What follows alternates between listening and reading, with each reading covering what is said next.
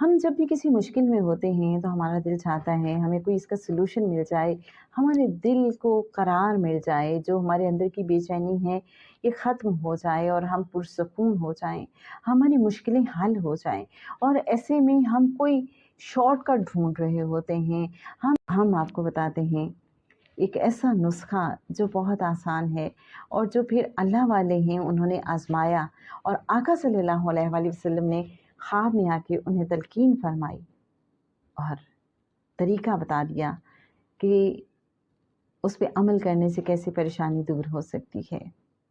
دمشق کے ایک عالم تھے، مفتی تھے، وہ اپنا ایک قصہ بیان کرتے ہیں، کہتے ہیں کہ ایک بار ایسا ہوا کہ دمشق کے کچھ وزیروں نے مجھے گرفتار کر لیا۔ کہتے ہیں کہ ساری رات میری بہت ہی پریشانی میں گزری۔ اسی پریشانی کے عالم میں جب میں سو گیا تو آقا صلی اللہ علیہ وآلہ وسلم کی مجھے زیارت ہوئی۔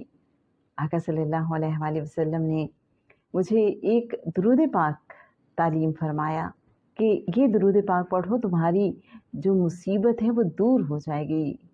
کہتے ہیں کہ جب میں نے وہ درود پاک پھر پڑھا تو اللہ کے فضل اور کرم سے میری جو مشکل تھی، جو تکلیف تھی، اللہ نے دور کر دی۔ درود پاک کون سا ہے؟ اللہم صلی وسلم علی سیدنا محمد قد ضاقت حیلتی ادرکنی یا رسول اللہ صلی اللہ علیہ وآلہ وسلم۔